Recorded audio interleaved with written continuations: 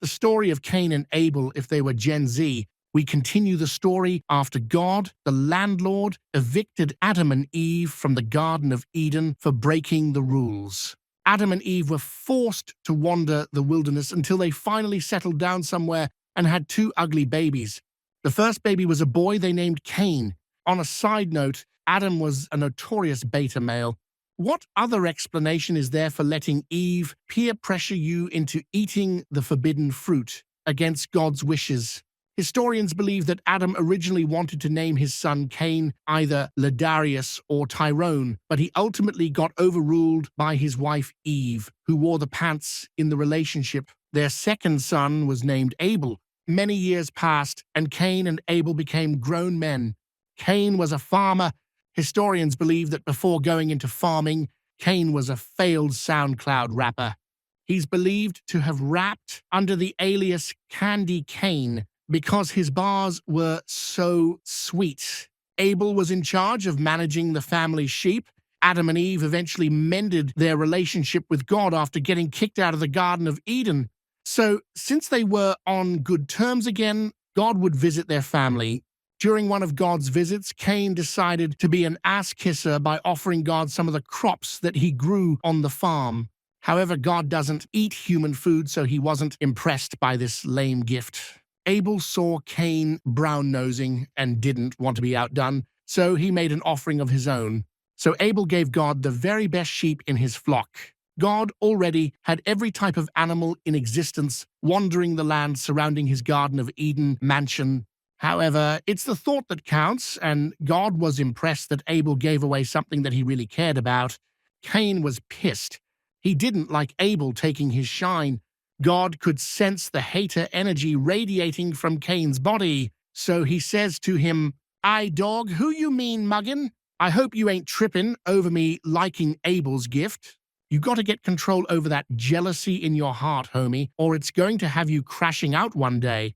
And like always, God was right. Some time passed, and Cain ended up killing his brother Abel out of jealousy. Some more time passed, and God came back to visit the family. "What's up, homie? Where's your brother Abel?" God asked Cain. "I don't know. Am I my brother's keeper?" responded Cain. That response by Cain will always be insane to me. Not only was he rude as hell to God, with that sarcastic, "Am I my brother's keeper?" clapback, but even worse, the dude had the balls to lie straight to God's face. Anyways, at that moment, God decided to use his heaven superpowers to hear the cries for justice from Abel through his spilled blood in the ground. God then says to Cain, "What have you done? Abel just told me what you did from the afterlife. You're an op? Since you want to spill your brother's blood with those hands, I'm going to curse them.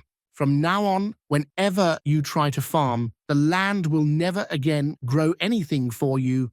I suggest you get your ass on DoorDash or learn to hunt if you want to eat.